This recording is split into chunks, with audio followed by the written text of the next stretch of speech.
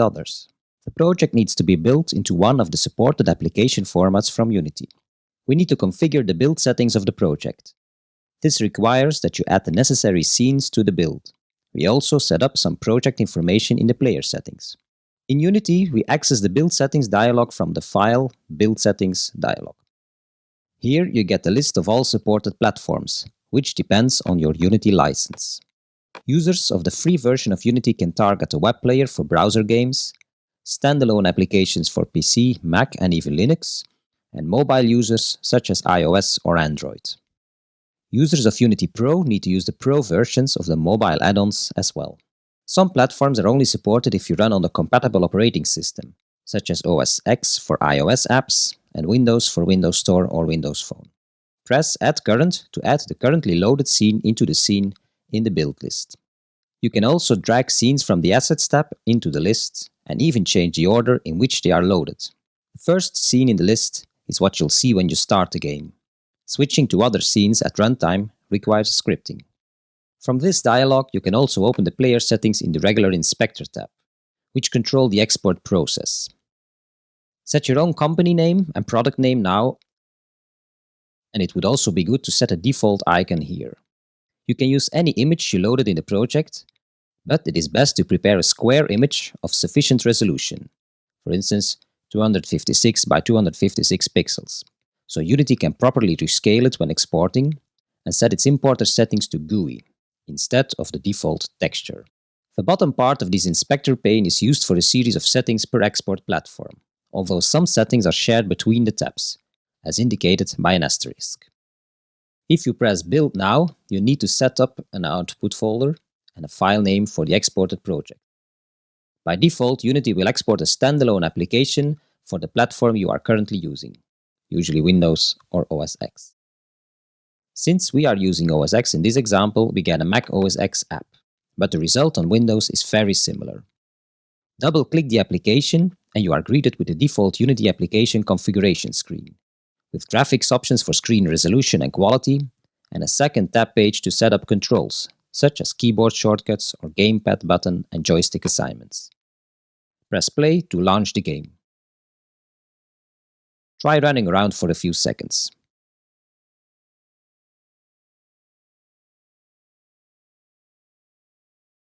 Use Alt plus F4 on Windows or Command plus Q on OS X to quit the game. What just happened? Unity is not magically creating new applications, but is rather packaging a pre-compiled application with the required compiled assets and resources. This way, you can seemingly create a Windows executable on OS X and an OS X application bundle on Windows. In this video lesson, we set up our project to be built. By default, this is a standalone application for the platform on which we are currently running the Unity editor. In the next video, we take a look at the web player output. This is the second video of section 8 on setting up our final exported project. In this video, we switch to the web player output format. Out of the box, each version of Unity supports the export of a project into multiple platforms. By switching to a different build platform, Unity automatically reorganizes and optimizes all imported assets to a more suitable format. We will target the web player format, which is a cross-platform approach to share Unity projects online. The end user needs to install the Unity web player add-on, which occurs automatically, but which only targets recent operating systems and browsers on desktops only. In the near future, Unity will also support WebGL, so the browser user doesn't even need a plugin. The export will create a single Unity 3D data file and an HTML page derived from a template, with the necessary loading code to install and launch this player. This can be tested directly on your computer, but you'll need to upload it to an online web server for others to be able to play your project. Go to the Build settings, select Web Player in the list of supported platforms, and then press the Switch Platform button at the bottom of this dialog. Right now you are ready to build, but it is good to go through some settings first. Press Player Settings to load the player settings in the inspector. Here you can define the width and height of your app, which is fixed for a web player, unlike a standalone application. There are 3 default templates included: a black and white background and one without right-click menu, to remove some control from the user. The default is just fine. In the Build Settings dialog, you can press Build Now and set an output folder and project name. This time, Unity applies a special compression step to minimize the size of the export, which is still very important for online projects. The end result is a folder with two files. The HTML file is a template from the player settings, but filled in with the necessary code to launch our exported project. The Unity 3D file is the actual web player data. If you double-click the HTML file, your default browser will open. A script checks first if you have the Unity browser add-on available. If not, it is loaded automatically from the Unity website, provided you have sufficient permissions to install add-ons for your browser. Since the player is used online on different game and social media sites, and is also installed with Unity, you will normally not have a problem loading the game, unless you are not online, since the JavaScript used to load the plugin is not included in the HTML file, as it is referenced from the online Unity website. You can set the offline deployment in the build settings if you want to include all required JavaScript files, so you can test the web player project offline. Even then, things can go wrong, so you are best to test the project with an active internet connection. If you want to present this project to somebody online, you need to upload these two files to an online web server, usually using FTP software. It might be handy to rename the HTML file to index.html, so the URL only needs to refer to the folder, as most web servers are configured to load index.html files in a folder as default page. In this video lesson, we switched to the web player platform and exported our project into a web page that can be played if we have the Unity web player browser add-on installed. It required no changes to our Unity project or scripts. In the next video, we switch to one of the supported mobile platforms, iOS. This is the third video of section 8 on finishing our project. In this video, we will transfer our project onto a smartphone. We use iOS and an iPhone as an example, but the process for other mobile platforms is very similar. The cross-platform support in Unity is excellent, but you need to ensure you use a compatible combination. For Windows Store or Windows Phone applications, you need to use Unity on Windows.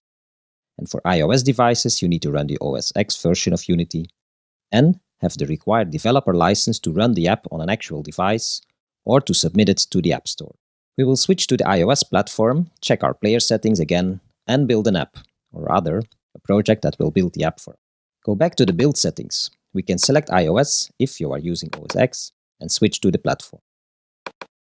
This will take considerable time, as all imported assets are re-imported, but this time with another optimization settings that are more suitable for mobile platforms, such as using a different texture format and compression, and audio or video formats. Wait till the assets progress is finished. We will skip this in this video. When the process finishes, nothing is exported yet. This first step was only required for the setup and optimization of all assets. However, you see in the title bar of Unity that you are now targeting iPhone, iPod Touch, and iPad devices, all running the iOS operating system. And in the game window, you get a series of preset aspect ratios and resolutions that reflect the current set of available devices. Go back to the build settings again, but resist the urge to press build now. You need to configure the player settings first. There are a few things that you cannot afford to miss here. Set the product name and preferably the company name. The icon is also very important if you don't want a bland default. Check the resolution and presentation setting. The default is set to portrait, which might be not what you want in most cases. You can allow auto-rotation and set the allowed orientations too. We stick with landscape right and left and an animated auto-rotation effect. If you have an iOS Pro license, you can also choose a different splash screen.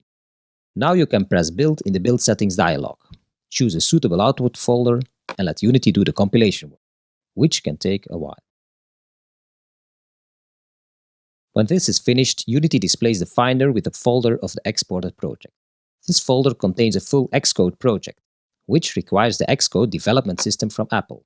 This you can freely download from the OS X App Store. Double-click the Unity iPhone Xcode project file to open Xcode. Almost there, but not quite yet. In this video lesson, we converted our project without making any changes to the iOS platform and exported it as an Xcode project. In the next video, we will compile the Xcode project so the app can be transferred on an actual device. This is the fourth video of section 8 on finishing our project. In this video, we continue the previous video where we ended up with an exported Xcode project folder. This video, we will transfer the app onto an actual device. Within the Xcode project, we will look at a few important settings, and then finally build and run the project. Last video, we double-clicked the Unity iPhone Xcode project file to open Xcode. The project is displayed, fully configured to be compiled into an iOS app. You see on the main screen, when selecting the Unity iPhone project in the left pane, many of the settings you prepared inside Unity, such as the supported display orientations and the name of the project, using the product name placeholder. If you make changes in the Unity project, you need to export the Xcode project again. But in this case, you can allow Unity to append all changes to the already created Xcode project, to maintain certain customizations, such as initial code and classes you did not create in Unity. To get our app running on the device requires that you have configured everything you need for iOS development first. You need to be a registered Apple developer and have an iOS development program subscription or belong to an iOS development team. This is not free, alas. The setup requires you to register your specific iOS device to get a provisioning profile for testing. This will allow you to run a compiled application on the device. The setup is documented by Apple and is far too elaborate to explain in this short video. You can check this in the organizer in Xcode. With regular projects, there is nothing specific to set up in Xcode anymore. You can now build the application, Command B. This might take some time and could generate warnings or even errors. If you have everything set up, you'll get a succeeded message in Xcode. We see a few warnings, which are not problematic for our project at this moment. Now you can press the triangular Run button in Xcode now, which builds the runnable version of the app, transfers it to a connected iOS device and runs it with console output redirected to Xcode. This might also take some time. Press Stop in Xcode to properly shut down the app.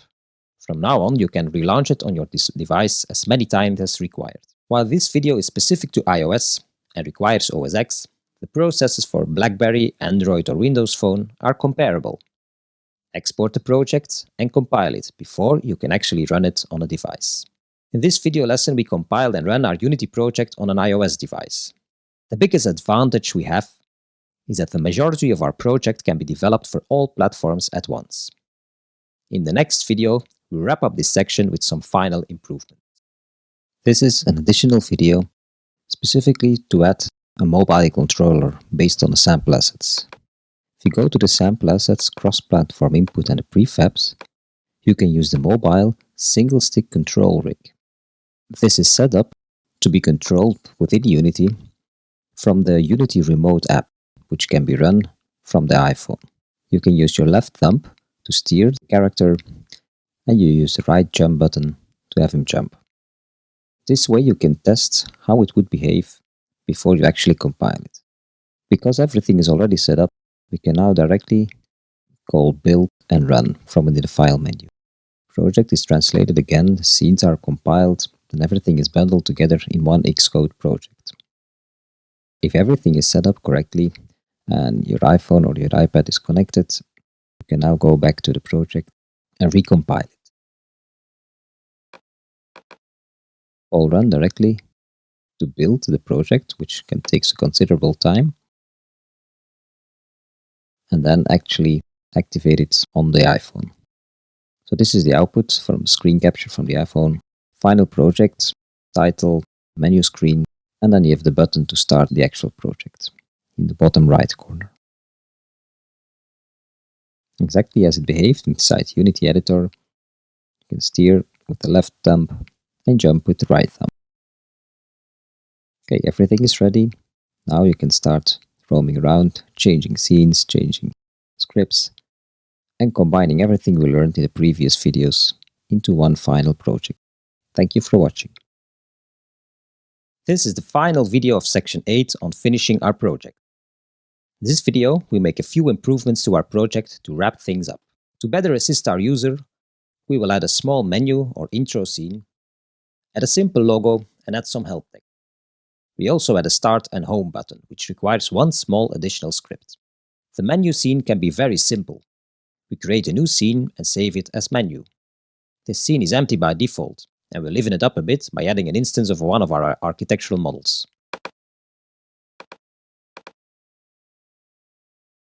Adjust your view to an overview perspective.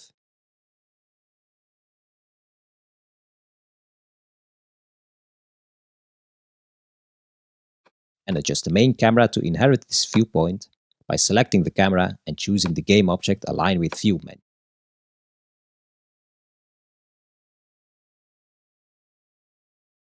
Now add a GUI texture game object. Call it logo and replace the default Unity logo with a more suitable image. We created a very simple Photoshop file with a transparent background and some nicely formatted and colored text. Our example is 512 by 128 pixels, which is a power of 2 size in each direction for optimal results. This is saved into the Assets folder, and when switching back to Unity, it becomes available. Change the import settings to GUI instead of texture, and use 16-bit to not compress the quality away.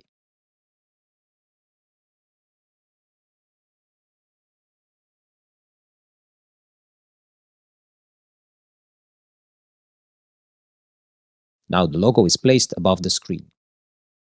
Find a suitable size and position. We set the transform position to x 0.5 and y 1, scale to 0, 0, 0, so the pixel sizes come into effect. And then use the pixel inset to move our image halfway, minus 256 and minus 128, and using its real size, 512 and 128.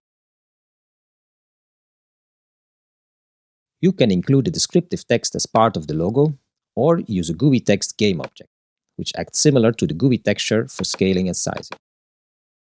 We use position 0.05 and 0 to anchor it to the lower left button, scale 000 to enforce pixel sizes, set up the text anchor to the lower left, then type a simple text and press Alt-Enter when you insert multiple lines,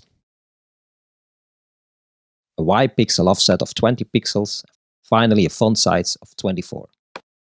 Be sure to rescale your game window a bit to check how this works out, as it can be quite confusing initially. We add a new C# script called switch level, as this requires some code. Open it in MonoDevelop and create 2 public string variables called level name and button text. Add a non-GUI method. Set up a simple GUI button in a rect that is 128 pixels wide and 32 pixels high. But align it to the lower right screen corner using the screen.height and screen.width properties. We added 10 pixels offset as well. Use application.loadLevel with the provided level name string. This is the only actual scripting part we need. Save the script, switch back to Unity and attach a script to any object you want. Set the 2 variables, CName and name to be displayed on the button. Before it actually works, you have to ensure that the menu scene has been added to the build settings. Place it at the front of the list, so this is what the user will see first when starting your project. Press play to see the button being displayed. You can reuse the scripts in another scene to load other scenes or to return to the starting scene, the menu.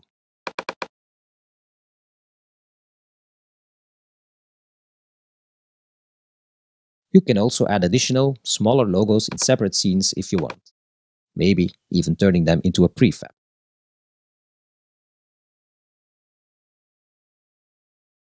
In this video lesson, we wrapped up our project with a small menu and a simple interface to switch between scenes. This was the last video of our series.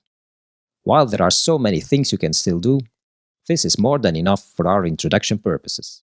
Congratulate yourself, as you have achieved quite a bit throughout these tutorials. Thank you for watching, and good luck with your own projects. My name is Stefan Boykens, and I thank you for your attention.